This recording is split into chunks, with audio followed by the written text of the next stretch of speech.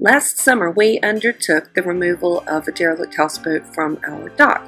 It was a very big, heavy, 45, 50-foot houseboat, pretty wide, 3 layers of everything on it, and it was anchored with a huge anchor, and our last piece to get out that we put off until this summer was to get the anchor out of the water. So here's the story of how we did that.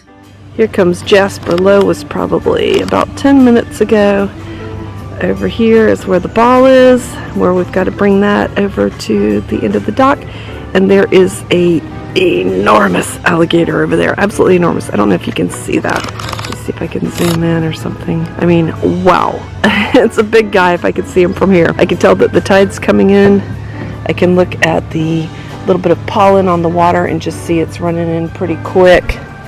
Gotta go get some gloves. I'm gonna need them because this chain is pretty rusty. And here comes Jasper to see what are we doing? What's going on today?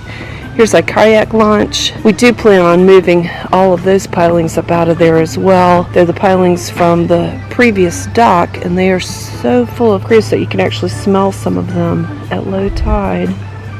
We're not really sure. I guess we should pull them out and take them to the dump.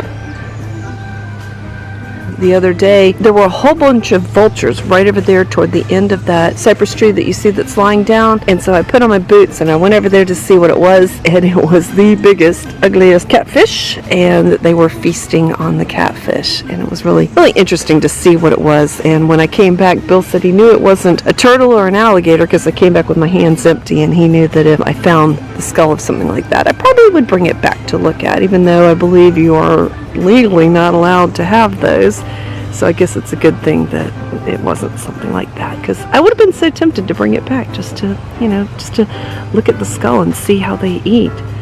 Look at this gorgeous view. All right, I gotta go get some gloves and get this job done. I put on my flip-flop kind of Teva shoes and headed out there. It was pretty shallow. However, the water's still kind of chilly.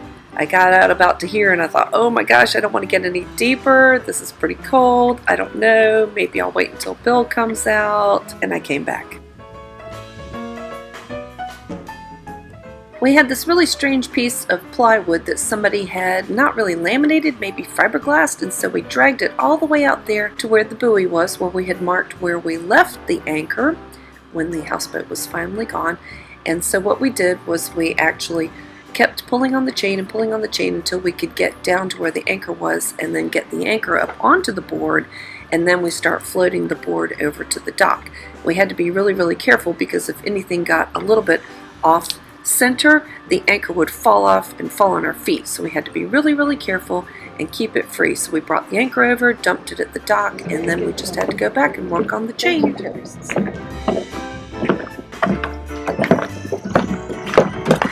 Alright, part 2, here we go. We kind of lucked out because somebody came over here to fish, and if we had any problems, see, there's that big gator. Whoa, she's a big one. If we had any problems, there's a little boat here. They could have given us a hand. Oh my goodness, that's got to be a male because look how it's putting its back up.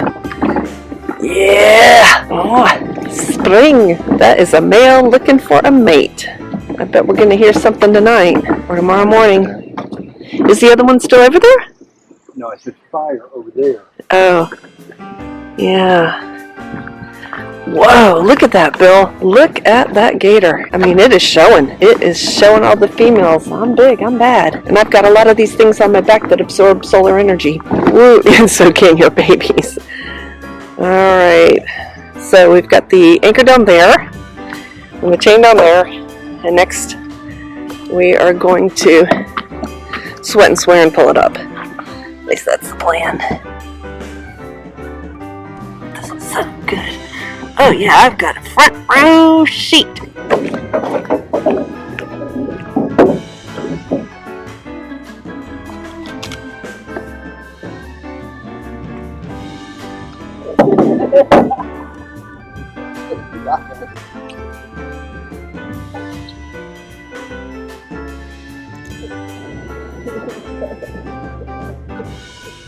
I see him. It Look at all the little trees on here. What? Oh no! It's like in the water. I don't know.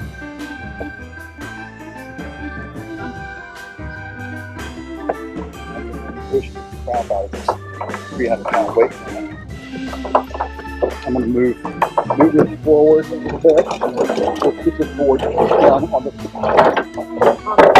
Yeah. Let's just get it down the way. Well, let's just get it completely off the edge. Then please move this forward up so the wheel's not on it. Thank you. Don't move it twice. Put it in.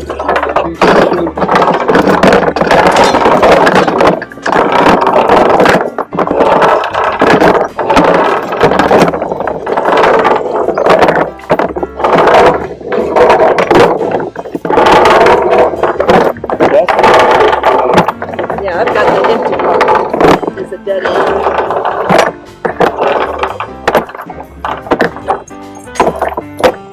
Is that all? Okay, hang on. I'm going to move the cart that way.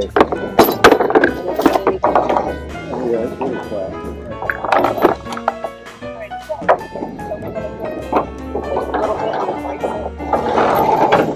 Hang on.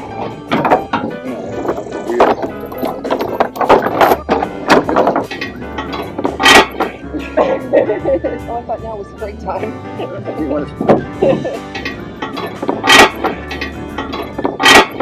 Well, we did manage to get it up, and we were so winded from all of the pulling on the chain and pulling on the line that we sat right down, right then and there, to drink some water and talk about what a success it had been and gather our strength before the next part, moving it again. We got it up.